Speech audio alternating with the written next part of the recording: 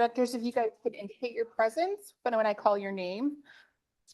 Directors Baines, Present. Bradford, Here. Houlihan, absent, Clark Kretz. Here. Maple, Villegas. Here. Vice Chair Hume, absent, Vice Chair Teeter, and Chair Kozlowski. So here, if everybody please stand and join me for the Pledge of Allegiance. I pledge allegiance to the flag of the United States of America and to the republic for which it stands, one nation, under God, indivisible, with liberty and justice for all. Madam Clerk, any special announcements before we get into this? Yeah, just for the record, we do have Director Villegas participating remotely today. All right, terrific. So we had an additional item that we needed to take a look at today. So we're having a special meeting first to cover that item, and then we will adjourn that and go directly into our regular meeting following for the agenda that was posted previously. First up, though, if there's anybody in the public that would like to comment on items that are not agendized, now would be the correct time to do that. Are there any requests to speak? There is no public comment. All right, last call. All right, fantastic. All right, so would you please announce the first, I'm sorry. Last bit of housekeeping. If there's any board member who has a possible conflict of interest, now would be the time to disclose that. Are there any? Okay, hearing none. Would you please call the first item? Yeah, our first item today is action item number 1, the 2022 Green Means Go funding round amendment request for the city of Sacramento. And we have Dov Caden presenting. Dov. Hi, yeah, good afternoon, Chair and committee members. My name is Dov Caden. I'm the program manager for Green Means Go. So this is an action item that this committee recommends that the board approve an amendment to the city of Sacramento's 2022 Green Means Go funding round grant. So this was an award that was made as part of the capital category of Green Means Go funding program to increase the pumping capacity of stormwater pump station 111 in the River District, just north of downtown. The original goal of this grant project was to increase the pumping capacity as a means of unlocking significant multifamily housing potential in the River District by allowing for projects to proceed without having to mitigate for increased drainage runoff on each individual site. The city is requesting to amend the grant to instead fund parallel trunk storm drain improvements that increase conveyance capacity to stormwater pump station 111, but elsewhere in the River District. So it's a similar purpose and the same green zone location, but a slightly different use of the funds than the original scope, which requires authorization from the board. The amount of the grant will remain the same, and the city is committed actually to funding the original improvements as well at the pump station through other means, but needed to pivot to ensure that the grant-funded project could be completed by the expenditure deadline, which is rapidly approaching. It's at the end of this calendar year on December 31st. So while the city feels confident it can deliver the new grant activities that we're talking about today, this is a capital project. They will have to go out to bid. It's on a very critical timeline, and that's what necessitated this special meeting today. Dahlia Fadl is Director of Department of Utilities at the City of Sacramento and is here for a brief presentation from the city and any questions that the committee might have. Go ahead. Thank you, Dov. Good afternoon, everyone, and thank you for having us. So I'm just going to give a quick overview of the change that we're proposing today. So as mentioned, the existing project that was awarded to the city of Sacramento was for pump station improvements at pump station 111 for the River District. Upon doing additional studies and modeling, it did determine that the pump capacity would be unstable with the addition of the proposed large pumps. And because of that, we had to kind of pivot and determine how we can best meet the goals of the original grant. The city determined that actually upsizing the pipes that are in that area, in addition to improvements at the pump station, would achieve the goal of mitigating for the proposed new development within that district. So the project that we are proposing today is a couple of pipeline improvements. The first stretch of improvement is from Richard Boulevard to Pump Station 111. It's 1,640 feet of a 72-inch storm drain pipe and 100 feet of 84-inch storm drain pipe. There is a second segment of 720 feet of a 54-inch pipe, and that's from Richards Boulevard to North Fifth Street to Sequoia Boulevard, Sequoia Pacific Boulevard. The estimated cost for the first segment is about $4.7 million, and for the second segment is about $1.9 million. We think the pipeline improvements alone would achieve 70% of the goal of the reducing the flooding increase potential. And then combined with the pump station improvements that the city is proposing to do at a later time, we'll achieve 100% of the goal for reducing the increased flooding potential because of new development. As mentioned, the requested grant amount is not going to change. The city's share is going to be about $671,000 to get this project to completion for a total cost of $7.2 million. With that, I'm going to open it up to see if you guys have any questions or clarifications. Directors? If there's no questions from the committee members, I'll move the item. I have a Second by question. Baines. I accept your motion in a second, but I have a question. It wasn't clear to me, the pipe sizes that you quoted, those are making the pipes larger? It is making the existing pipes larger. Okay, Yes. and the pumps being unstable was because the pipes were too small. The pipes were too small. They were pushing on too small of a hole. Right, exactly. Okay, got it. All right, fantastic. Okay, we have a motion and a Another second. question. Oh, sorry. Thank you so much. So just double checking, this is just a simple change of the scope, but not the price of the grant. Correct. We're just changing the scope of the project from doing improvements at the pump station only to moving that money to do the pipe replacement as part of this project. And then the pump station improvements will be done by the city at a later time from different funding. Okay, thank you. Yes. Any final questions? All right, we have a Before we motion and a vote, just ask for public comment. Want to remind public comment for this item.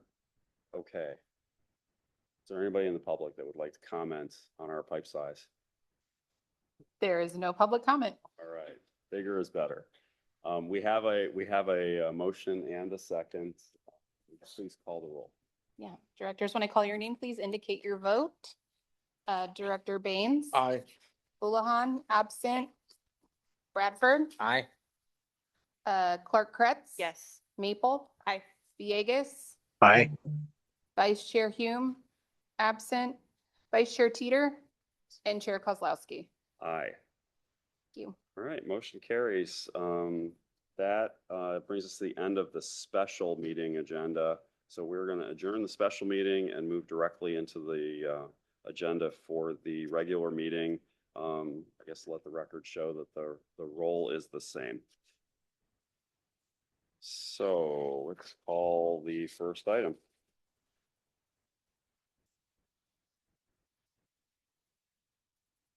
All right, it's action item number 2 will be the Green Means Go grant submittal presented by Dov Caden.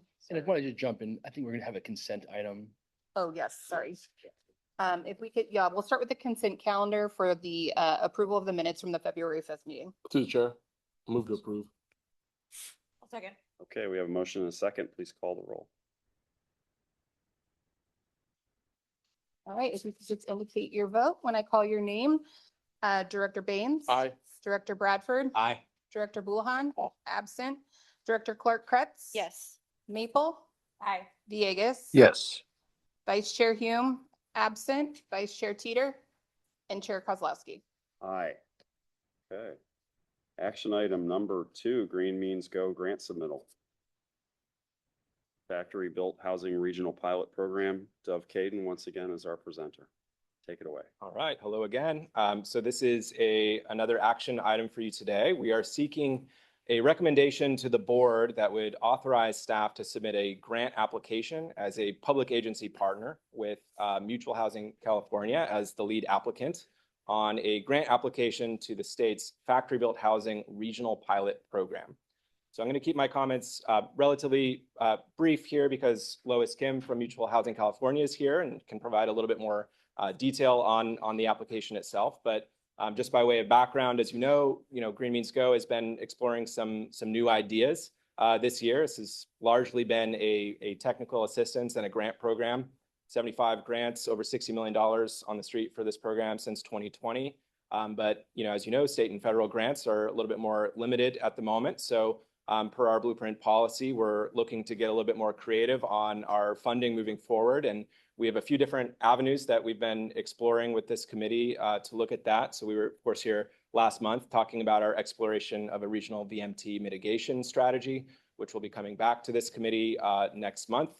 We're also exploring another exciting funding opportunity that we'll be able to get into a lot more detail in April and May. So stay tuned for that.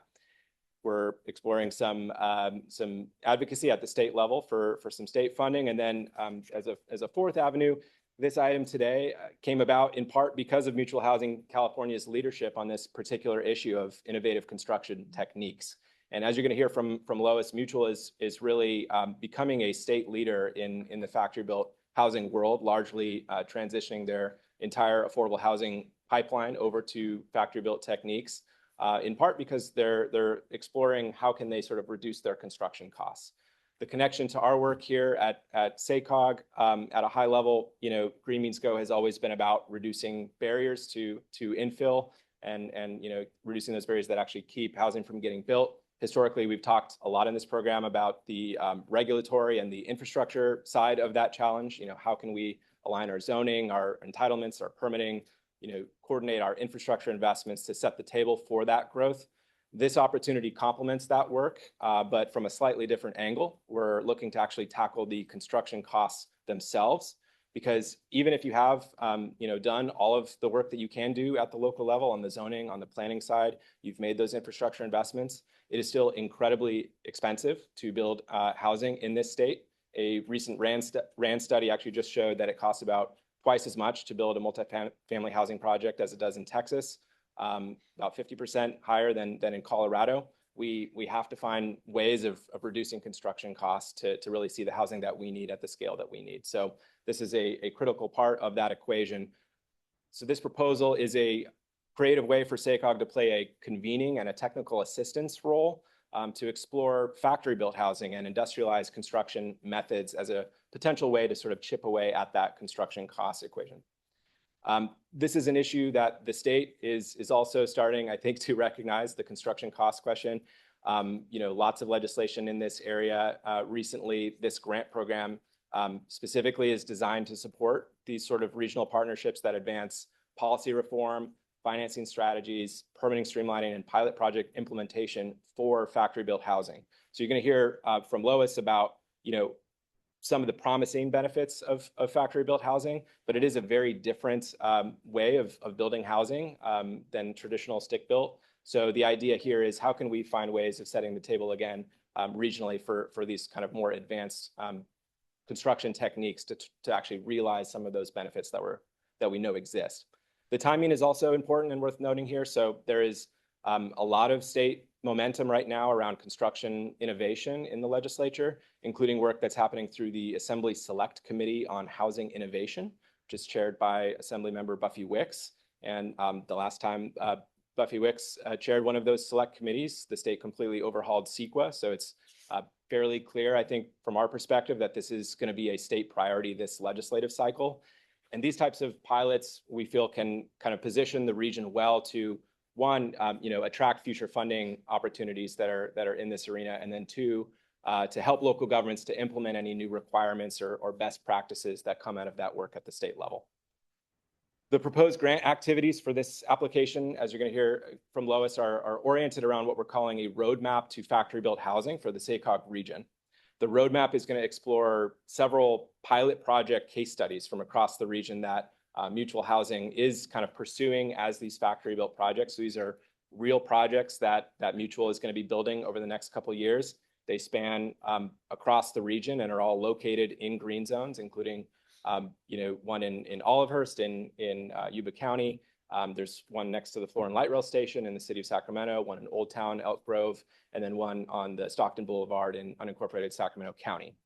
Staff from those pilot project jurisdictions have all, agreed to participate and are all submitting letters of support as part of this grant application, should we get the authorization from the board to apply. In terms of SACOG's role, we recognize we are not the technical experts in factory-built housing and construction techniques, right? Mutual Housing is. That's the expertise that they're bringing to this, and it's why they're the lead on this application. SACOG's role is really more to be the regional convener. We'd be bringing together the pilot project jurisdictions, any other interested SACOG jurisdictions as part of a series of workshops, webinars, tours. We would, really try to be bringing in the entire ecosystem here, including, in addition to the, local government side, right, the manufacturers, local contractors, of course, both planning and building departments at the local level, special districts, lenders, the development community, all together to sort of identify opportunities to better, potentially facilitate this factory-built housing technique. The tours are particularly, I think, exciting of the pilot projects during these really key factory-built construction milestones to sort of increase familiarity with this construction technique. So folks will be able to put on a hard hat maybe and see a housing unit get craned into a site. The intent really is to keep this entirely open, right? So anyone in the region that wants to engage on this is going to be invited and have an opportunity to be a part of it. The application includes about $300,000 for SACOG staff time to cover all of the staff costs that's associated with our role, so no fiscal impact to SACOG. And finally, we think participation in a grant like this is really a natural extension of what we're trying to do with Green Means Go, and it helps to kind of support implementation of our larger goals in the 2025 blueprint, including some explicit goals around providing information and tools and technical assistance that increase housing options, policies around providing funding for Green Means Go, and policies around supporting growth in manufacturing. So I'll pause there and turn it over to Mutual Housing, and Lois will walk you through the application.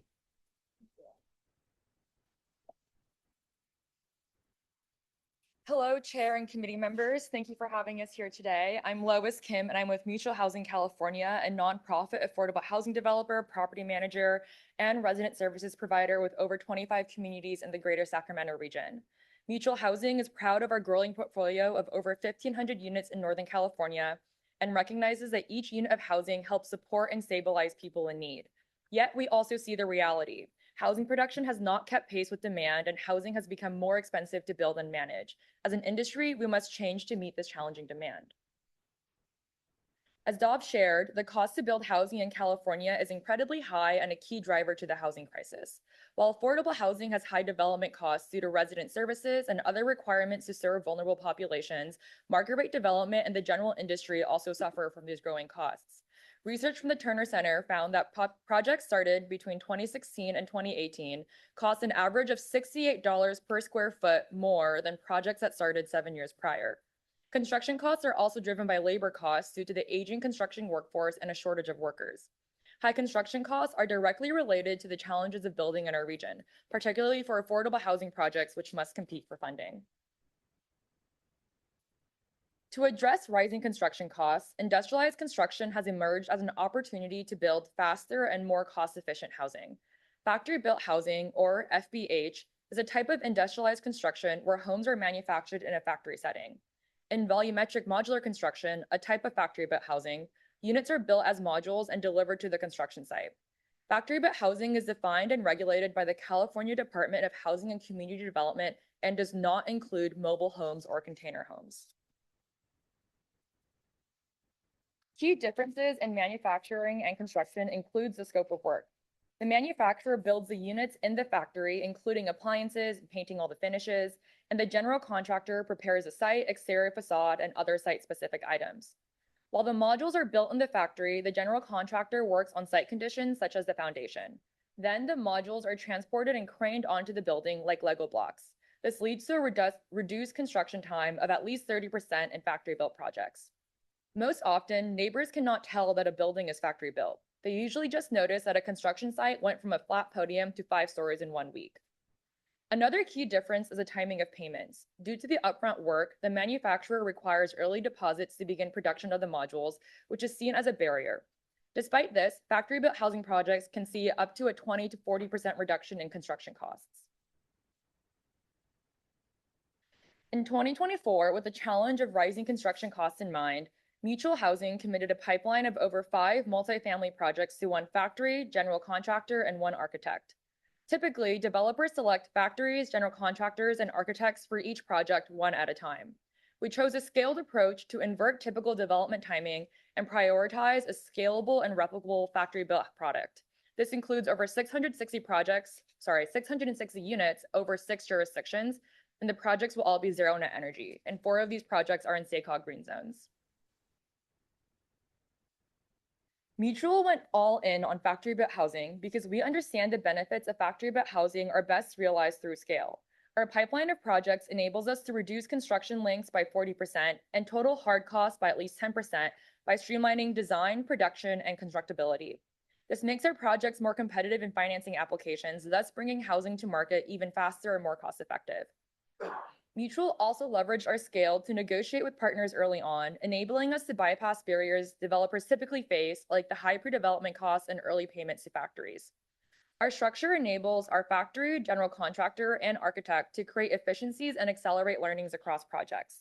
The predictable pipeline also ensures stability and encourages deeper investment and innovation for all partners, both internally in their organization and externally on project design and construction. Recognizing both the benefits of factory-built housing and the challenges of effectively utilizing it, the California Strategic Growth Council released a NOFA for the Factory-Built Housing Regional Pilot Program in February.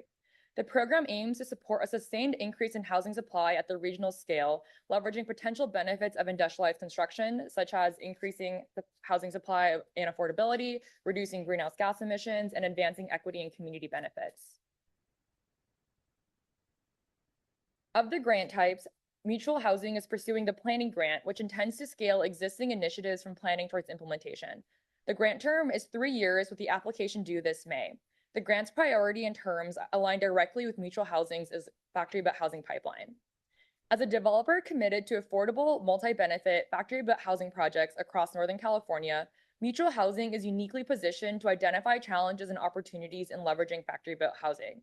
The SGC grant will enable us to do more intentional research and stakeholder engagement to provide recommendations for policymakers, building and planning departments, and other key partners in housing projects beyond what developers typically have capacity to do. We would like to propose a partnership with SACOG to advance the impact of our work within our region even further. Leveraging Mutual Housing's 4 projects in 4 SACOG green zones, we will create a support or roadmap to factory-built housing for SACOG, based on our experiences taking projects through the design, permitting, and construction.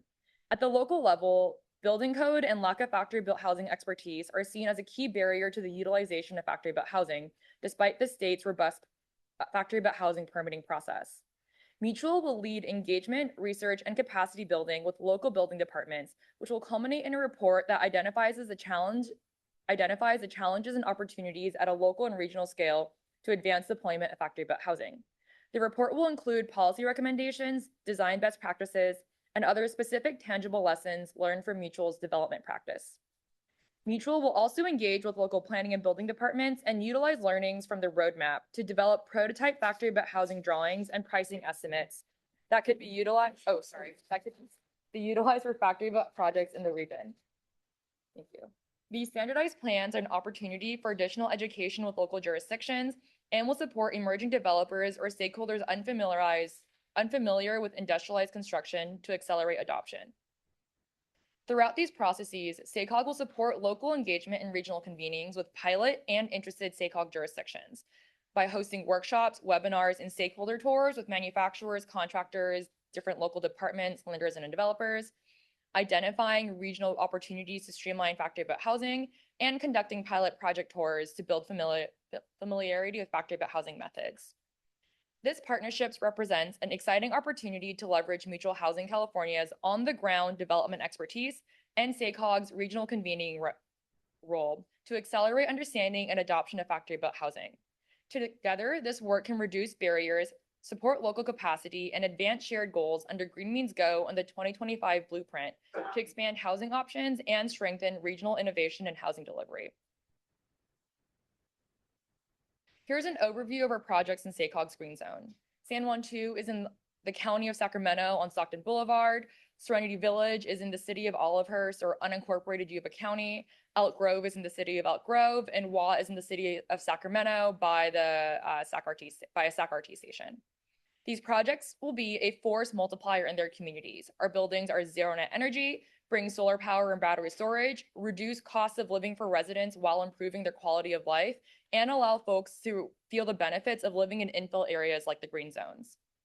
As the Sacramento region grows faster than almost any other place in California, Factory Built Housing allows us to meet that demand with competitive costs and thoughtful planning. Mutual Housing is excited for the opportunity to pursue this grant in partnership with SACOG, particularly since SACOG is a reputable early adopter of state policy and funding priorities. As the state begins to focus on cost compression and speed in housing construction, this is an opportunity for SACOG to help position the region as a leader in advancing innovative, scalable housing solutions that can expand supply and support more efficient delivery of new homes. Should the SACOG board authorize SACOG to participate as a partner on this grant application, Mutual will continue to prepare for the application due May 5th. Awards will be announced in late June, and if awarded, we expect the grant agreement to be executed Q4 of 2026, leading to a 3-year grant term.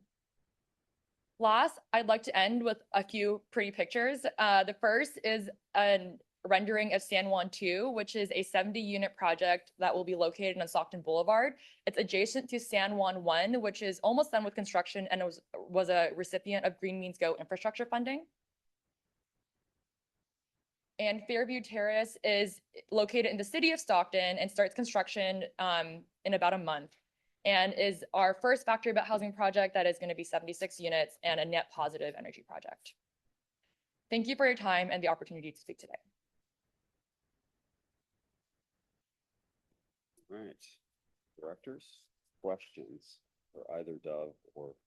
Through the chair, no question, just a comment. This looks like an amazing project and looks great for the region. I'm glad to see you on the list as a pilot too, so. Any other questions? Director Baines? Oh. Yes, I do have a mic. Sorry, I'll use my outside voice. Any other? Yeah, Director Maple. Thank you, Chair, and thank you so much for the presentation. I was really excited to see this on the agenda, and thank you for the very thorough overview of what it is and what the goal would be. You know, as Dov knows, I've been going on an effort to read a lot of books about our housing system and what some of the challenges are and why we are not building it fast enough, in my view. And in one of those books, it said, well, you know, I'm paraphrasing, don't quote me on this, but basically, you know, we have updated and modernized so many elements of the industry, and yet how we actually build houses, we have not in many, many decades. And so it seems to me that that's an area where we can definitely improve. And so doing the research, figuring out what works, and then doing it by truly testing it as a pilot makes a lot of sense to me. And so I see this as a clear nexus of where SACOG can fit into this, especially with the work that we're already doing on Green Means Go. I think it fits in, especially with infill housing, some of the projects that you mentioned. So really exciting stuff. I support it. Happy to move it forward. Committee agrees. Thank you. Yes. Thank you Director for Clark, thoughts? great presentation, and totally agree. You know, it's wonderful to be able to see different types of building. My husband used to work at Clark Pacific, and they do precast Yeah. concrete, and I know that's also an option in some of these. And you know, super excited for the places I think that it would be fittingly great. My question is general. Just can you go over the grant, how much we're asking for? And I know you mentioned 300,000 for SACOG, so I'm a little confused about the numbers. So if you could just kind of go over that again, that'd be nice. Yeah, of course. So the maximum amount that we can apply for is 3 million. We are finalizing our numbers and our budget, but for now we are reserving $300,000 for SACOG specifically to support with the general regional convenings, technical assistance, and capacity building. For other parts of the grant, Mutual will be utilizing it to support the workings and learnings with directly the local governments. And we will also be creating a lot of case studies and reports based on our general factory about housing approach. So this part that we're doing with SACOG is focused on the local jurisdictions, and there are other things that we'll be focusing on, like manuals for zero net energy and how to address the financing challenges.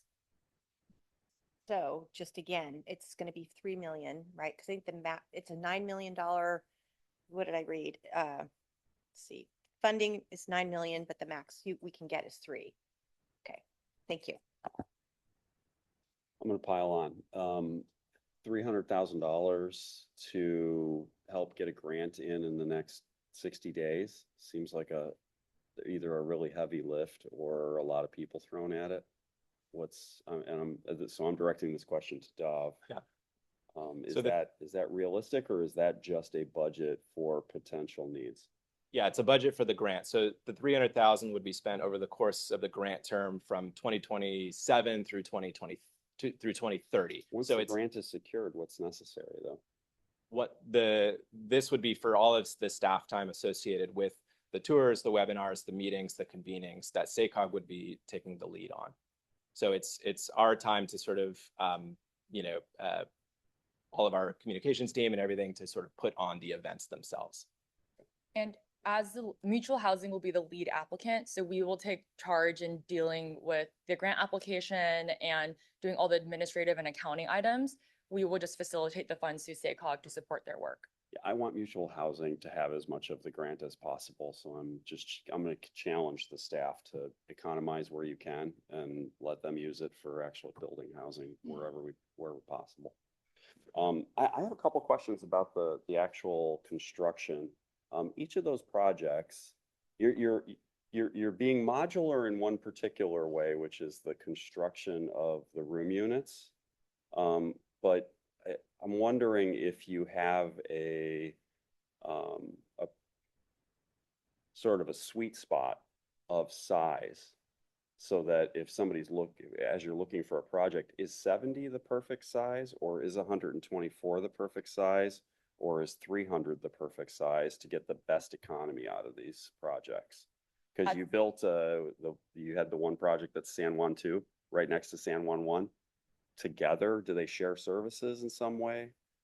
Yeah, so I think those are a few questions, and Yeah. I'll work backwards. So first, San Juan 2 is not sharing a lot of services with San Juan 1. They have different unit sizes, different populations. They'll be built at different times, and also just due to requirements. So They don't have common like community rooms or yeah, something. we're being efficient where we can, and there will be like they're neighbors, so they'll share some things, but those are separate projects and separate budgets that just neighbor each other. So you don't have to get too far in the weeds. I'm just curious of what's kind of the perfect size. Yeah, And what is the piece of land that size fits on? I think the beauty of the type of factory about housing we're doing with multifamily projects is that it can really be quite efficient, and there isn't really a perfect size for factory about housing. There are certain like logistical things that you have to consider, but the way that our goal is to create standardized units and boxes that you can place almost on any site, regardless of how much capacity you have.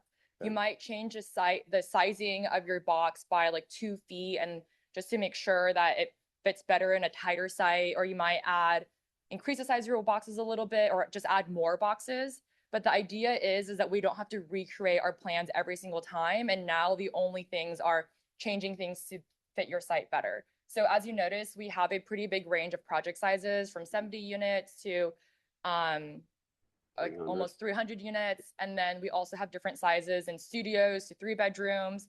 So our goal is to just be able to replicate everywhere we can, regardless of constraints that you typically see in construction. Gotcha. Okay, so I happen to be an architect, and I happen to design schools, and I'm very familiar with the modular classrooms that get used for schools frequently.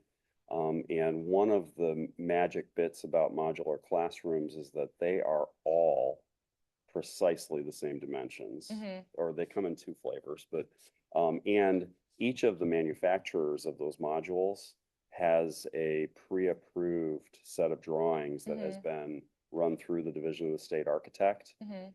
One excellent use or thing that DSA, or excuse me, that SACOG could do is convene the building departments of all of our communities Mm. and arrange for there to be a pre-approved set of drawings. And that's why I was asking for what's the perfect size. Mhm. Because that pre-approved set of drawings should not need a new building review Mhm. unless you change the number of units or the dimensions of the units, because that affects all of the structural connections, right? Yeah. So if there was a perfect one and you had it approved by everybody and then went looking for land that fit a 124 room building, you know, that might be a way to further trim down the time necessary in the approval process and money for that, you know, the cost. Yeah. So just a suggestion. We fully agree, and that's the intention of the prototype units. We Okay. just understand that different building departments may have different reactions, so we want to start doing what we can on educational and try to get to a place where if people have the buy-in and feel comfortable, we can get there. I'm saying the great use of the SACOG part of the budget Yeah, here exactly. might be to convene all of our building departments and get them on the same page for Yeah. this particular type of building type. Yeah, absolutely. That's that. So you're going exactly where we were hoping to go actually with the scope. And so the prototype designs are intended to basically convene all of the building departments and then explore the possibility of pre-approvals. So I Yeah. think that's exactly what we want to try to do. Yeah, I strangely in my career, I did two things. I've worked on school projects, and when I very first started, worked on gas stations. And the Standard Oil Company for about 50 years had a book that they called the book. And in the book was like 15 different models of gas station buildings with either a snack shop or a little tiny one or a big one or one with repair bays or one with a lot of repair bays. Every Standard Oil gas station in the United States looked exactly the same and was the same set of prefabricated plans. And it came a set of plans if you were going to stick build it in the field, and it came as a prefabricated building that you could buy from a company in Oklahoma. So either one of those were a possibility. So I would encourage you to keep going down that road of standardization and get ahead of the building departments so that you can streamline the approval process. Thank you. All right, excellent. Any other questions? Fantastic. Welcome, Director Hume. Any public comment? There is no public comment. Okay, I will entertain a motion. Bradford, second. Okay, we have a motion and a second. Would you please call the roll? Yeah, when I call your name, please indicate your vote. Director Baines? Aye. Bradford? Aye. Houlihan? Absent. Clark Kretz? Yes. Maple? Aye. Villegas? Yes. Vice Chair Hume? Vice Chair Teeter? Yes. And Chair Kozlowski. Yes. Okay. I'm going to interrupt real quick. Just please note for the record, there is no public comment for items that were not on the agenda today. And so we will move to action item number 3. Fantastic. All right. And item number 3 is approved participation in the Water Forum Agreement 2050. And our presenter is Casey Lazan. Good afternoon, Chair, and members of the committee. Can you hear me? Not Sort very of. well. All right. How about, there we go. Okay. We received an information presentation on this item in the spring, probably almost 9 months ago, and SACOG was participating in the update of the Water Forum Agreement. The original one was developed back in the 90s, and it has an expiration date of 2030. And so a new effort was underway. We were invited as a regional agency who's involved in long-range planning, and we are back today to ask for your recommendation that the board sign on to Water Forum 2050. SACOG has participated in other regional collaborative and coordination efforts in the past, and we see the value of being part of a collaboration like this for really the benefit of the co-equal goals of the Water Forum, which is providing a reliable and safe water supply for the region's economic health and planned development through to the year 2050, and preserving the fishery, wildlife, recreation, and aesthetic values of the Lower American River. We've found that when we are able to support our partners in the region, and when they understand and are able to support us, that good things happen. That's one of the reasons why we were able to get funding for Green Means Go. That's also what we have had coordinated funding asks and advocacy for in the past in both at the state and in DC. And so it's one of the benefits of that, in addition to really just being able to keep a pulse on the trends that are happening in our environment here. So with that, I'm going to ask Ashley Casey, who's Executive Director of the Water Forum, to just give a brief update on remind us all what it is, what this agreement is that we're signing on to, and to let us know what has changed very briefly since we were here in May. Okay. Okay. Okay. You can hear me? Okay. Thank you. Thank you for having me. As Casey said, I'm Ashley Casey. I'm the Executive Director of the Sacramento Water Forum, and it's my pleasure to be here today. As she said, I was here in May. I provided a lot more background just on, what the Water Forum is, what it has involved over the last 25 years, and then, how the new agreement of Water Forum 2050 is taking shape. So I don't want to spend too much time going over all of that. I also have a video that I'd like to share after I give a little bit of an update that provides some of that background and context as a reminder also. What I would say, just briefly as a reminder from the presentation last time, is that the Water Forum 2050 agreement really looks, through the negotiation process with all of our members, looked to identify the areas of our work that have remain relevant despite the changes that the region and the state has experienced over the last 25 years, and are expected to be effective in the face of the threats of climate change. And so looking at everything that the Water Forum has done over 25 years, where do we need to stay focused? Where do we need to maybe shift and involve different types of activities? It was a 5-year process to go through that negotiation of looking back at the original Water Forum agreement, the activities of 25 years, and then look forward for the next 25 years. And what do we want to work on? So in the end, we came through with 5 program areas, which are summarized on this slide and we talked about last time. And it also includes the American River Climate Adaptation Program, which is, we call it RCAP for short. And RCAP is where I'd say the newest area, it's the newest area of work for the Water Forum. It's the new era moving forward from the old agreement, looking at how do we take all of the work of the Water Forum, how do we take all the different activities of our members and look for those opportunities to really tangibly support the co-equal objectives of regional water supply reliability and the health of the Lower American River. And then ultimately all of that coming together as a framework for collaboration, action, adaptive management, and regional planning. So that was all, it's a quick overview of what we talked about last time. Just a very quick update on what's changed since then. The piece of the agreement that we were still very actively negotiating over the last 6 months has been the purveyor-specific agreements. These are an attachment to the main body of the agreement, which provide the opportunity for all of our water agencies to summarize their supplies and demands, to give an overview of their operations and how they manage those supplies and meet those demands, and ultimately articulate those opportunities to support the co-equal objectives, recognizing that each of those water agencies offer unique opportunities. And then through that, describing their operations based on hydrologic conditions, where there are those opportunities to support the co-equal objectives. So ultimately, in the wetter conditions, prioritizing surface water and letting groundwater recharge, and in the drier conditions, prioritizing the use of that groundwater and letting the in-stream flows remain in place to provide the values that they do. So continuing to facilitate and encourage conjunctive use in the region, which has been a big area of success for the region and the Water Forum. We have 13 water agencies that have completed their PSAs that are shown here.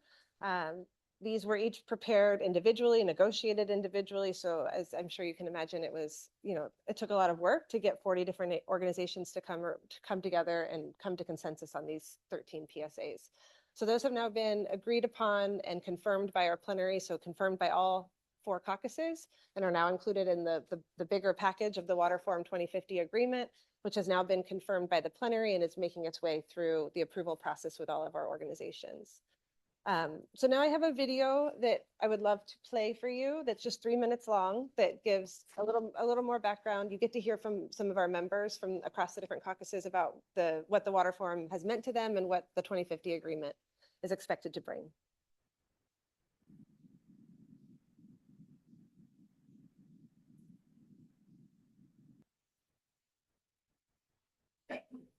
Give us just a second back Yeah, here to no get worries. the video going.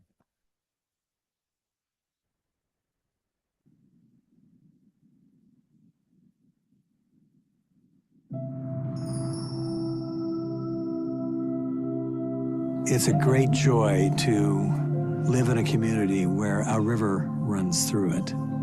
It's really one of the greatest resources we have in this region. It's the crown jewel. It's the biggest and most important recreational asset of the county of Sacramento. Gets about 8 million visitor users per year.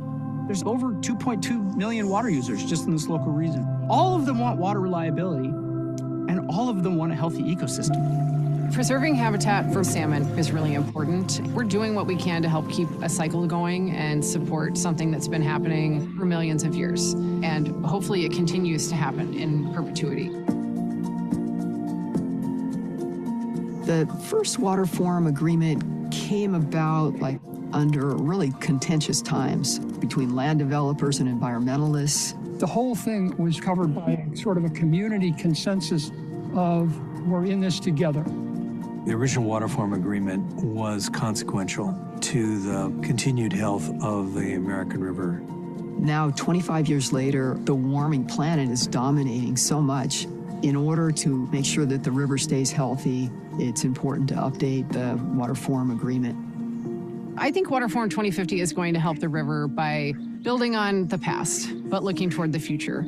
It's important to update the agreement now because we've had significant changes since the original agreement in 2000. There's more people in the region, but we're also facing climate change and the effects that that's going to come. The new agreement is merely an extension of the old agreement, but we're going to get into some of the more technical things of how do we really make sure that we protect the river in a serious drought, and how do we protect the fisheries and the other values of the river, given that we're going to have bigger storms and we're going to have longer droughts. The 5 program areas of the Water Forum 2050 agreement are the flows and operations, corridor health, water supply sustainability, science monitoring and decision support, and governance, funding, and administration. Another big part of the agreement is the American River Climate Adaptation Program. RCAP is a combination of water resource management, water efficiency. It's infrastructure that's being diversified in the right way, so the timing of water supplyability is as optimum as you can get for the benefit of this ecosystem, as well as the water supply needs of this region. Groundbreaking. For the business community, this means certainty. You have to have a strong water system as the foundation for economic development and growth in a region. This will help to ensure that we have that stable supply of water while not sacrificing any for the environmental quality of the American River. It speaks highly of the community itself, that it has enough shared values that we can commit to working together to care for such a beautiful resource. The importance of Water Forum 2050 really highlights what you can get done when you have people who care at the table.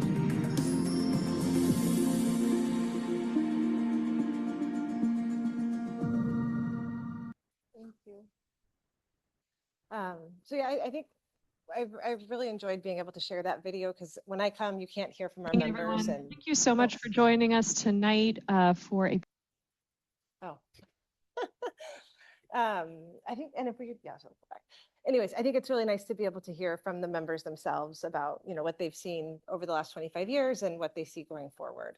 I think I have one more slide. Oh, I have this back about next steps.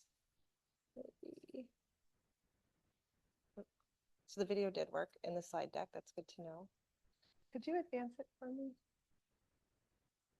There we go. Okay. Next steps.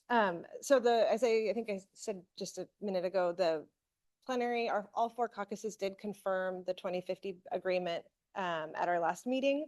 So that's just an indication that there is that confirmed consensus across all 4 caucuses, and each now organizations are moving forward with this approval process. It is March 5th. We're almost halfway through our 40 or so member organizations approval process. We are hoping to have we're planning to have a signing celebration on May 11th, where we're hoping we'll be through the approval process with all of our membership. And then we move into implementation of the new agreement. Yeah. I couldn't help but notice that the Army Corps of Engineers, Bureau of Reclamation, and State Parks were not mentioned here, but are they part of all of this? Particularly reclamation, I would say for sure is a partner, and we coordinate with them regularly in terms of how they operate Folsom Reservoir. Currently, we have an MOU with them, the Water Forum and the Bureau of Reclamation, that is centered around data sharing and collaboration for implementation of our flow management standard. So just, we have key points of connection and commitments for coordination that with reclamation. State parks, less so. A lot of their lands are on Folsom Reservoir, and we work primarily on the Lower American River with county parks and other organizations. Army Corps, we coordinate through SAFCA. SAFCA is a signatory, is intended to be a signatory. They approved it, I think, last week. So they are our local partner for anything related to the Army Corps. Would more participation from state parks be helpful though? Because there is on either side of Lake Natoma lands that they control. That's always been a little bit of a weird thing for us in Folsom, that we don't control any waterfront anywhere on either of the lakes. Yeah. So even when we want to do simple stuff like send our firefighters to put out fires, we actually don't have jurisdiction enough. So Yeah. Yeah, we do some data collection on Lake Natoma. So in terms of how much they have, been involved in that, I'm not sure. Okay. Our program manager for that would be able to weigh in more. Okay. I'm sure it wouldn't hurt. Just curious. I mean, there's one of our data sensors is right by Folsom Prison, and so that's always an interesting data download that has to alert the guards. Very good. Yeah. All right, directors, any questions? All right, is there any public comment? There is no public comment. For us to speak. Okay, well, if somebody would like to make a motion, we can accept this one. So moved. All right, we have a motion and a second. Could you please call the roll? All right, please indicate your vote when I call your name. Director Baines. Aye. Bradford. Aye. Houlihan. Absent. Clark Kretz. Yes. Maple. Aye. Villegas. Yes. Vice Chair Hume. Yes. Vice Chair Teeter. And Vice Chair Kozlowski. Absolutely, yes. Thank you very much and good work. Keep it up. Thank you. All right, we're to item number 4, which is authorize a request for proposals for consultant support for the Reconnecting Communities and Neighborhoods Grant Community-Based Organization Working Group. That's a mouthful. Rosie Ramos is our presenter for this one. Welcome, Rosie. Thank you. Good afternoon, Chair Kozlowski, members of the committee. Rosie Ramos on your Government Public Affairs team, working on implementing the mouthful, Reconnecting Communities and Neighborhood Grant, which I will refer to as RCN for the sake of shortening it. I am here today to request your recommendation to the board that they authorize the release of a request for proposals to bring on a consultant to help staff implement some of the deliverables that are included in the grant. And I'll give you some of that background that accompanies your staff report. As stated in the staff report, SACOG has received a federal grant, the Reconnecting Communities and Neighborhood Grant, for Green Zone Access and Equity Regional Planning Project to advance the implementation of Green Means Go. This grant reflects $22.5 million of the $60 million that Green Means Go has been able to bring into the region, implementing a lot of the goals in the blueprint. The grant specific language is in your packet, so I won't go into that technical language, but essentially the grant is allowing us to focus on Green Means Go with an equity lens based on the 10 green zones that are identified in the grant that also have historically disinvested communities and people facing ongoing economic and transportation barriers. This grant includes 9 jurisdictions that are listed as our subrecipients and 10 projects that get the majority of the funds for specific projects in Green Means Go. These projects all vary from advancing planning initiatives like the City of Sacramento and reconnecting Old North Sacramento, Yuba City, their central revitalization plan, to engineering and design projects like the Sacramento County's Reimagining North Watt, and Citrus Heights preliminary engineering efforts for Sunrise Tomorrow. The remaining projects all are in similar type efforts around planning and implement over $18 million of the grant. We have an additional $3 million within this grant to augment the project's engagement needs and efforts outside what is already scoped for. And specifically, SACOG is tasked to administering this component, which includes putting together a working group to support the project efforts around engagement, develop a toolkit that can help future Green Means Go project implementation, and developing a toolkit.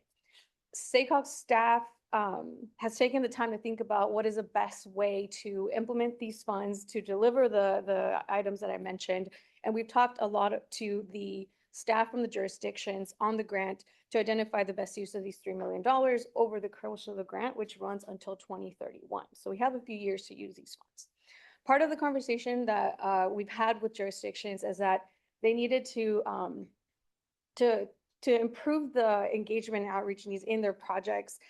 We also discussed more broadly challenges that they face around the green zones that their projects are in. So we're sort of twofold of this project is looking at the projects identified, but also thinking holistically about the green zones.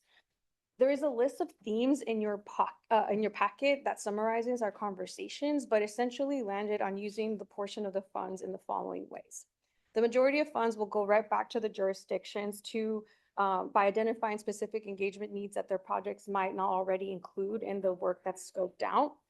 And we do want to allocate some of the funds so that we can bring on a consultant to help us with developing additional engagement strategies, administering a working group that will weigh in on those strategies and develop a toolkit for future Green Means Go implementation.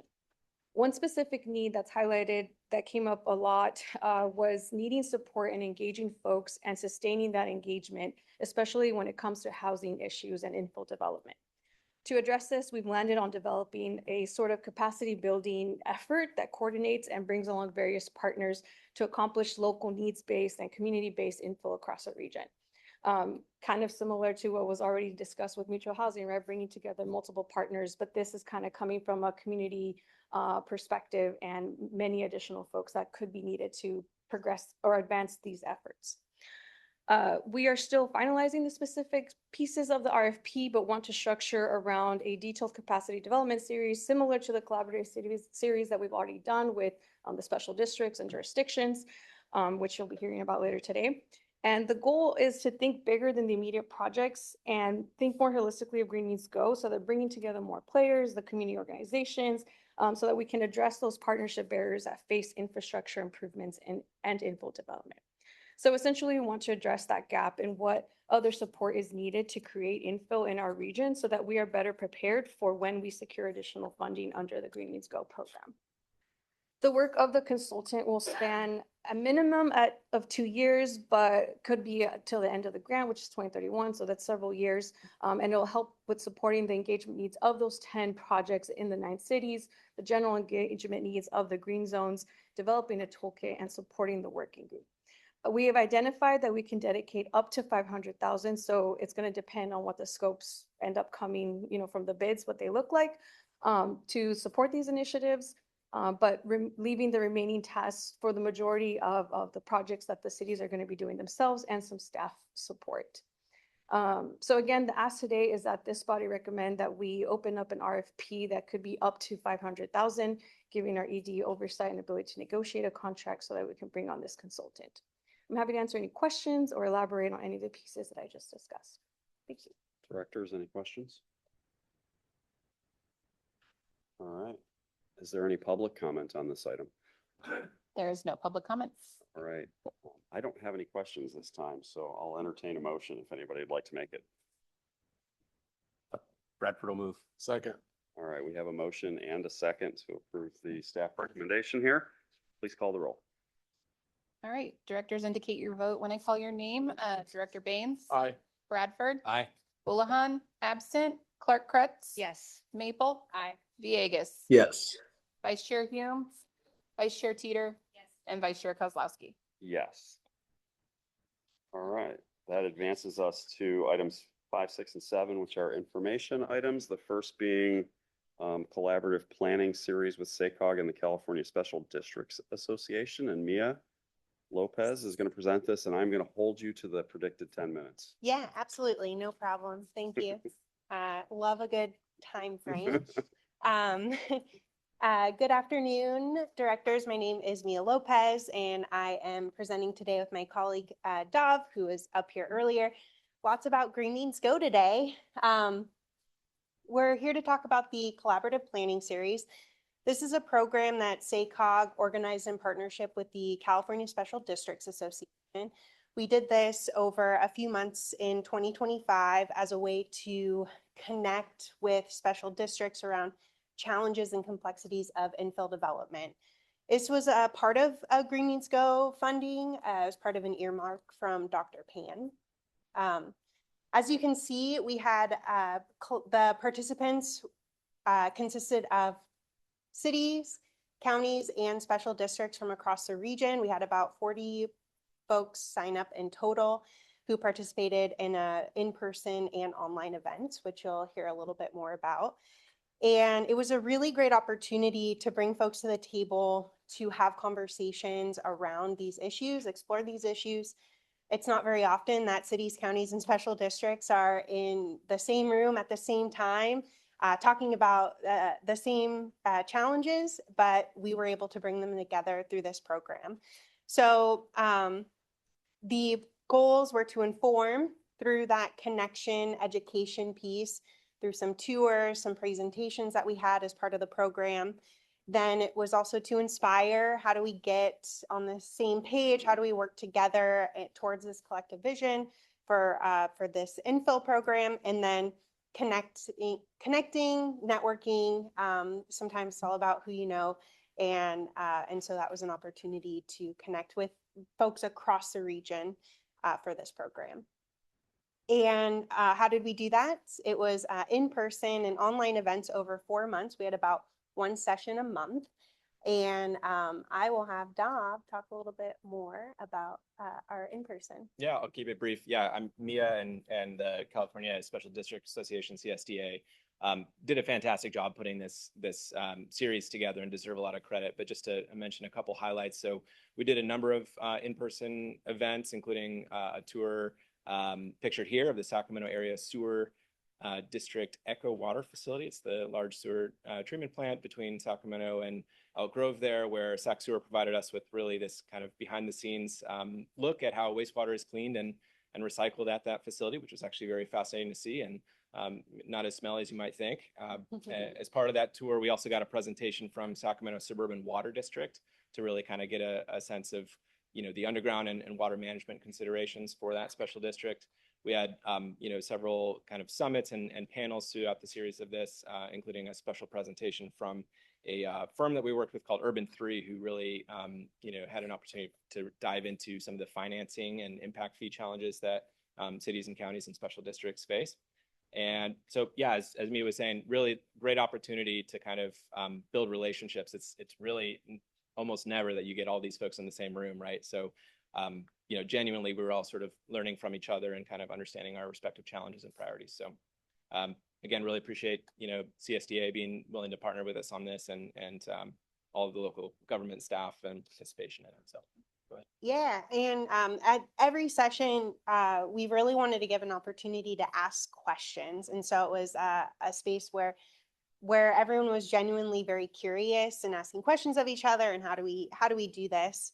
Some of the lessons that we learned through this program that I think I met with Rosie on talking about the RCN grant. What did we learn through this? Special districts express interest in future grant opportunities. How can they work with SACOG and others in figuring out how to finance and pay for future programs? They were also interested from all sides in connecting more and having more networking and learning opportunities like this and exploring these challenges. And then it was also a great balance of how we engaged. We have in-person and online events. So it made a great opportunity for people to participate in however they could. And so we saw everyone through at least parts of the program. What's next? We will continue working with CSDA. We actually were invited to present a couple of weeks ago to one of their chapter meetings. And so we talked about Green Means Go again, about SACOG. We will also be identifying and working with them on more partnership opportunities. They express interest in continuing to work together.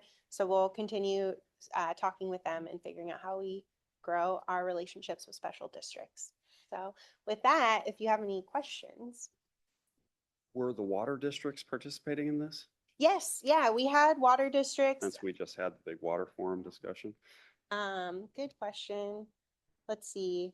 Oh, yeah. Yeah, Sac Suburban Water District, South Placer. Oh, wait, that's a utility. Placer County Water Agency. Thank you. Yeah, Placer County Water Agency, very active. Excellent. Fantastic. Any questions, directors? Great work. Yeah, excellent work. Awesome. Any public comment? There's no public comment.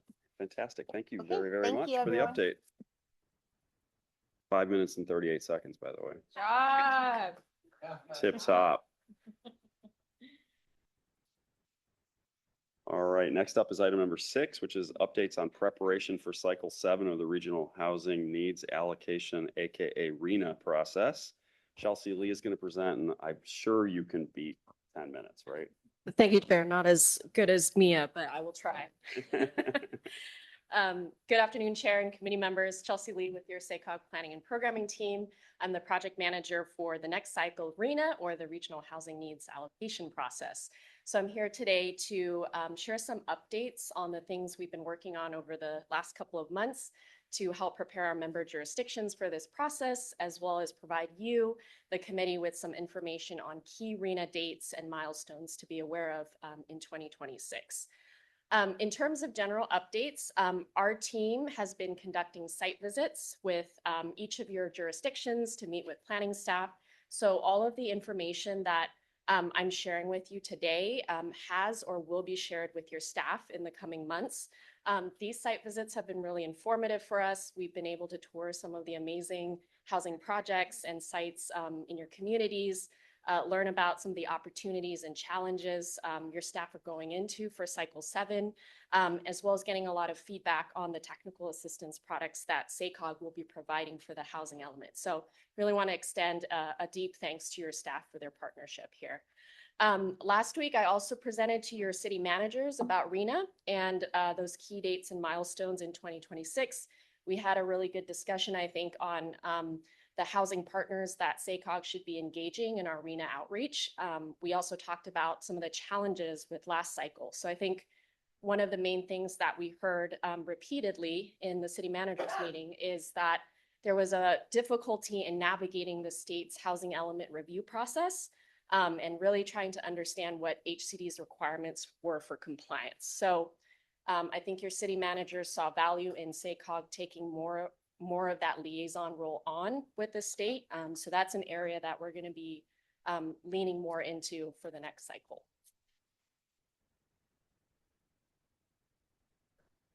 So I've presented on RENA 101 for this committee before. So these next couple of slides are really intended to be a quick refresher for y'all. If you do have any questions, please feel free to stop me at any point. Essentially, RENA is about zoning to accommodate housing for all economic segments of the community. RENA is that state mandated process that occurs every 8 years, right? So SACOG's role in this process is to distribute that big number that we receive from the state to our 28 jurisdictions. Everyone's RENA is also broken out by the various income categories. RENA will get a lot of attention from your different constituencies, so it's very common for there to be misconceptions about what RENA actually is and what it isn't. So remember that RENA often gets mischaracterized as a production mandate. It's an accommodation mandate, right? So RENA is about how local governments plan for additional housing growth in your communities. And compliance with the state is based on whether you can demonstrate sufficient zoning to accommodate RENA. But you can still be in compliance even if you aren't fully able to achieve your RENA targets, right? This is that private market, and the housing space factor here at play. RENA is also linked to our blueprint. So the 2025 blueprint really sets up an ambitious vision and forecast for how the Sacramento region can grow over the next coming decades. So this vision reflects this committee and the board's desire for more housing and more housing options. We've been seeing tremendous progress already. The trend line is up on attached housing products, right? You've heard from our speakers on Green Means Go, lots of infill areas taking off. And then we had the workshop last month where we were talking about missing middle housing, right? Trying to spur more condominium development. So in some areas of our plan, in fact, we have already started to see housing growth that is exceeding the average annual growth in our forecast. So you all have adopted the plan, right? SACOG is continuing towards blueprint implementation. so that we can continue to build on this momentum and keep driving positive progress forward. So though different in approach and requirements, many of the goals and policies of the blueprint are also shared goals behind the intent of RHNA, right? Which is to ensure access and opportunity for all residents, provide housing options for all incomes and life stages, create complete communities, and invest in our existing communities. So I've also spoken to this slide before in committee. As a reminder, these are the new bills that will take effect in cycle 7. So the first one is that bill AB 1275, which provides SACOG with the regional determination earlier. That allows us to coordinate more effectively with your local planners on the methodology. So with the RHNA being issued sooner, the idea here is that jurisdictions can begin their housing element work ahead of the May 2029 deadline. And that gives SACOG staff more time to offer stronger technical assistance as that regional liaison to HCD. AB 3093 creates those 2 new RHNA income categories to factor into the methodology and the housing elements. That's the acutely low and the extremely low income categories. So there will be a greater emphasis this cycle on planning for the needs of persons experiencing homelessness. And we're waiting for HCD guidance on this in December of this year. But just know that this is also going to bring an added layer of complexity, some challenges to our project timeline. We'll talk a little bit more about that. In that we'll already be underway in our methodology this year. So it is a bit of a moving target. We will keep you posted when we hear more updates from the state on this. And then the last bill, SB 7, strengthens the public requirements for how MPOs engage external partners during the development of the RHNA methodology. So one of the bigger changes in response to SB 7 that will occur this cycle is that the composition of the TAC, or the Technical Advisory Committee, will expand to include housing partners from the region. So in prior cycles, the TAC was a much more closed off space that only included local planners. So for the first time, we'll have some external housing partners join us in this role. The TAC is the forum for your planning staff and our housing partners to build consensus on the RHNA distribution. So in spring of next year, the TAC will be bringing vetted policy recommendations to this committee and to the board to take action on when we get to 2027. So that's just sort of a broad forecast ahead. And since the TAC is such a big part of the RHNA methodology development, staff are coming before you today for your input and your guidance on who SACOG should be engaging to participate on for the TAC. Our vision for the TAC is that it is a truly representative space for housing partners from each of our counties to advocate for their interests, and so that the forum is a fair, transparent, and accessible space that really reflects the region's diversity and different housing needs. So in terms of key 2026 dates coming up, the key date for this year is that SACOG will receive its regional determination, that big number, from the state by September 15th, 2026. The state could always give it to us earlier. It really just depends on their timeline. We do consult with HCD prior to receiving this big number. That consultation process will occur by July of this year. The purpose of that consultation is to talk through the inputs and factors that are that the state is basing the calculation off of. So as part of this process, we'll be engaging your jurisdictions to get feedback on that as well. With respect to the big number timeline, there is a process in statute for COGS to be able to challenge the big number that HCD issues us. We have to do that within 30 days of receiving that big number from the state. Please note that this appeals process is not really an appeal on policy issues. It is rather based on sort of a technical calculation appeal. So it would be an appeal related to how the state calculated the big number, whether they made a quantified mistake on their part, right? Or they failed to consider certain data inputs related to population projections, employment projections, things like that. So SACOG will review the state's methodology to the calculation. We will be coming back to this committee to share updates on this.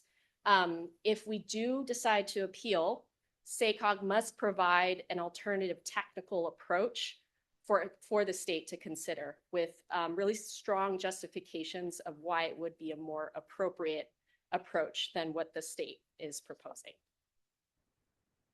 So for practical purposes though, let's say you receive the number on the 15th and start that analysis. Will you actually be ready by October 3rd, 4th, 5th when this committee meets to give us a full briefing on your analysis of their calculation? I can tell you right now, they put the decimal in the wrong place.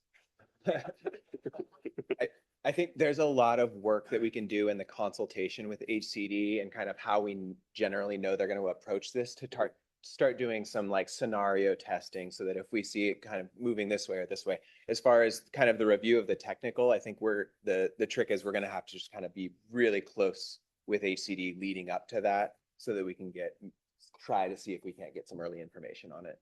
This typically in the past how we've kind of done our own projections to try to get ahead of where HCD is so that we can start to prepare for kind of any circumstance that they might. Got it. So you know how they are supposed to structure it. We'll calculate it yourself and then. And we can use that as a basis for our together conversations. on that first day. Okay. All right. To that end, so it looks like we'll have 2 weeks before that lunar meeting following the number that we get. And then this body is responsible to say, Well, we won't have a full board meeting until after that. So it seems kind of if you were going to cattywampus on that. if That's you a find word. any, I'm sorry to No, I'm extend your trying to question. understand the timing because it doesn't really allow us to have meeting here and then have a board meeting after that. So how does that work?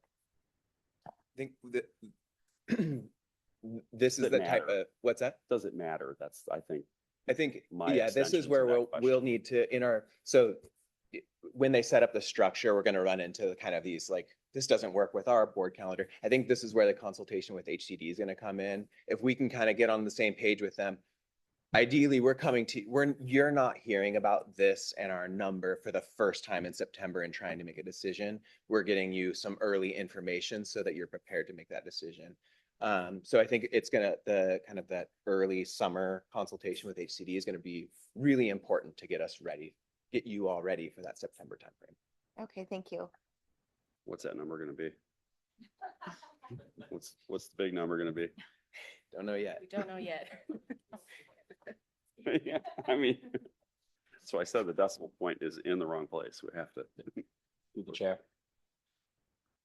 There's a question. Yes, sir. Bradford? So Chelsea, you said you were looking for information on potential housing partners Yes. to include. So like affordable housing partners or? like Yeah, all- it can really run the gamut. Okay. So I think the TAC can be developers, right? Can be community-based organizations, maybe have church leaders that are really interested in housing issues. Regional Housing Authority and Yuba Sutter would be a great group to include. And then, of course, I would suggest North State BIA. Thank you, Director. I have a question, kind of on topic, off topic. Yeah, yes, Director Teeter. You know, we focus a lot on like the larger scale, the factory housing. Yuba County was the first one to do the 3D printed homes. What's that looking like in the region? Because I know Yuba County was kind of opening, like I know we've talked a lot about the factory housing. Is there any kind of projections on what the 3D printed housing can do in this region, or are we not really there yet? Is that just such a new thing? Because with that was like a brand new home, 1,000 square foot, and it was $375. So I feel like that's very obtainable for people. Starter home, kind of new age starter home. But is that just anything we're kind of looking at too of that could be taking off in the area? In terms of counting towards the arena or just more broadly? I think just more broadly. Yeah. Is the I don't know that concrete we have, like frosting? yeah, I don't know that we've got a good sense right now on the 3D printed, but maybe we can look into it and follow. Yeah, because I know they had that done in 24 days. I think it was 24 days. I'm not sure if you had any information on the Yuba. Yeah, County. I think it took a little bit longer than expected, but some of that was not so much permitting, but like inspection, a little bit different how you have to do the inspections and stuff like that. So, but they do plan to do 2 at once next time. So so that should definitely improve the production time. So I don't know how familiar you guys are with it, but I think it's 4 or 5 homes on a infill lot in West Linda. They're being 3D printed and they're pretty nice looking little houses. So Yeah, and they're actually ballistic tested and bulletproof, which I know that's not really a big, but I'm just the strength of these homes, like they're not just built and put up really super quick, like they're sturdy, good, affordable starter homes. And I think we kind of are losing that starter home sense too with, you know, we kind of have a little gap here. It's like, well, we have people, we are helping the homeless, we're helping people get affordable housing. And then we have the people with the larger homes, larger lots starting at $500,000. There's like a gap right there where we kind of have to fill that too. And I was like, a brand new home for $375,000, like that's really good for, you know, the younger age people that are still trying to get equity and move up too. So I didn't know if that's something we could kind of look at. And safe from Big Bad Wolf. yeah, and cheaper to insure and also much more energy efficient, like half the energy costs. So yeah.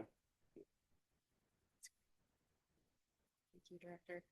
Gonna wrap up really quickly. Perfect. Expanding on our larger project timeline, you also have seen a version of this slide from me before. So talking about the TAC here, the TAC kickoff will begin in July or August of this year. The TAC will meet throughout this year and into all the way into spring 2027. So that's that pivotal period where the TAC is really trying to work on those technical aspects of the methodology. The TAC, as I said, will be bringing recommendations to this committee and the board next year. That's that menu of options to the methodology for your consideration. This is also where the public comment period and the appeals process or jurisdictions have the right to kicks in. So following that, the board will choose a single option to the methodology in November of next year. You all will adopt the final RENA plan in December of next year. And then SACOG will submit the final RENA plan to the state for review and certification. So we'll be coming back to this committee many times throughout the rest of this year into 2027. We want to be, you know, proactive in giving you all of the information up front so that when these decisions come, you know, we're all on the same page. So stay tuned for more updates on the work of the TAC and how that progresses. Just note here that each COG's approach to the methodology is different, right? But we all use these 5 state statutory objectives as kind of our North Star to how we arrive at our final RENA methodology. And your constituents and local housing partners will be engaging on RENA throughout this multi-year process. So there are various ways that people can be involved. Some people will want to be knee deep in it on the TAC work with us, right? Others will simply want to provide public comment during those menu options. And then there will be other individuals who are going to just weigh in, right, at the final stages of the plan. So I think we're really interested here in your input on those key partners from your communities you want us to be engaging. Whether that be one or all of the following ways that you see on this slide. So, you know, aside from SB 7 telling us we have to do outreach, we want to make good faith efforts to you know, talk to the community about RENA. And as you're facing more questions or comments from your constituents, please let us know how I can support you. We can offer briefings or presentations to your city council and board of supervisors. We're currently working on a lot of materials and content that we hope will help demystify RENA a bit and help the public better understand the process. That's it from me today. I'm happy to take any questions or feedback from this committee. Thank you. Director Mayhoff. Thank you, Chair. And thank you for the presentation. To answer your question on the previous slide, I would say yes, I think it would be great for you to come to the council. I know you have a lot of councils and boards to go to presumably, but we'd love to have you at the City of Sacramento. And then, you know, if it's within staff capacity, you know, I have town halls coming up and we've coffee with Katie and other community events. So if there's some of those that might make sense during your comment period, happy to share those. Even if you have like a flyer or something you can share with me, I'm happy to bring those to my events as well. Thanks. Dr. Kretz? Thank you, Chair. Thank you, Chelsea. It's going to be a big job. We're all looking forward to doing this. Woohoo! So what I think would be important once we get the big number is I'd like to see that number for everybody, for all the COGs, for all the state, for the population, for the area, the size, just so that we can compare us to other places. I think that would be important. Comments or questions? May I offer a friendly amendment to that, to the extent that there are other numbers already available, because we're all on slightly different timelines. Okay. Interesting. So tell me about that. It's tied to the adoption of your SCS. SCS. Yeah. Sustainable community. I'm sorry, the strategy. blueprint, the Sustainable Community Strategy, which we call the 2025 blueprint. So the different COGs and the different blueprints that they have makes it a different timeline for their numbers. Do we have a list of that, of what those numbers are and the dates? Or, I mean, you could probably get it for last cycle. Yeah, Yeah. they're all available for last cycle. With respect to your question, Director. Oh, if it was- microphone. I'm sorry. It's staggered, the state staggers the housing element due dates to coincide with the blueprint or the MTP SCS in those ways. So, so that imagine the state had to review 539 housing elements in the jurisdiction, right? So that's essentially why you're seeing different COGs go at different points in the process. For this cycle, Sandag will be ahead of us, the San Diego region.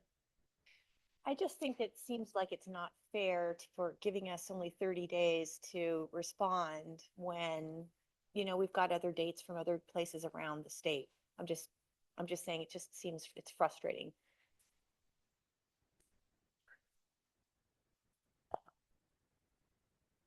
So you're saying RENA is frustrating?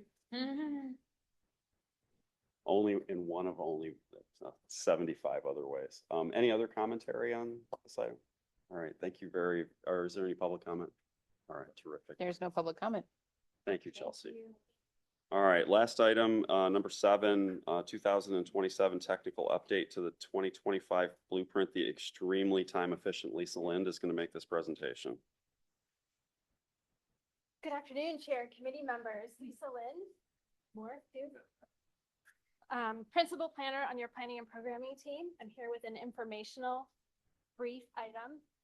We're starting a technical update and want to highlight how we're approaching this task. A minor technical update to the 2025 blueprint is going to keep our focus on implementation, which we're excited about because it helps us support you and it meets our regional goals. And with all the work that's that went into the blueprint, we have a lot to build on. So this is going to be a minor update in 2027, and then our next major update will be in 2031. So it's our opportunity to catch up on current conditions and make minor adjustments. And this is really important for local agencies and our partners in their own planning. So we're asking what data products and components are going to be most useful, and that's what we're working on. We're also going to be really thoughtful about the outreach, again, building on this strong foundation. And so our outreach will be a more modest approach. It's going to really look like where we can partner with you or use existing events to make sure we're getting the word out about key timeline and events and schedule. So we're going to be reporting on our process. We're going to be providing draft information for you to review. We're really encouraged that we've got a timeline that fits in with a lot of the other key programs that are happening over the next year and a half. So thank you for your time today. We just wanted to come at this early stage, make sure that if you have questions or you want to be engaged or there are certain things you want us to come back on, that we're getting that early input. Thank you. All right. As advertised. Any questions from directors? Preemptive questions from anybody? All right, excellent. Thank you very, very much. All right, that brings us to the end of our regular part of our agenda. Executive Director, any table clearing commentary from you? No, just remember that we are in West Sacramento for the board meeting this month. You have a tour that starts at 8 a.m. and 10 a.m. is the start of the board meeting, pushing a little bit back so we can have the tour. We'll be at Sutter Health Park for the board meeting, which will be great. And yeah, looking forward to that. Excellent. And I All guess right. one more thing, because I know you have all asked about it and we covered the board meeting. We do have a bill introduced on the SB 375 update. That's Senate Bill 1087 from Senator Cabaldon. That was in my executive director update. Many of you have requested updates on that. So read those updates and we'll have more as we keep going. SB 1087. Excellent. All right, directors, any commentary on things that weren't on the agenda or general updates for the good of the order? All right, fantastic. We will reconvene on April 2nd, this committee, and for today, we are adjourned.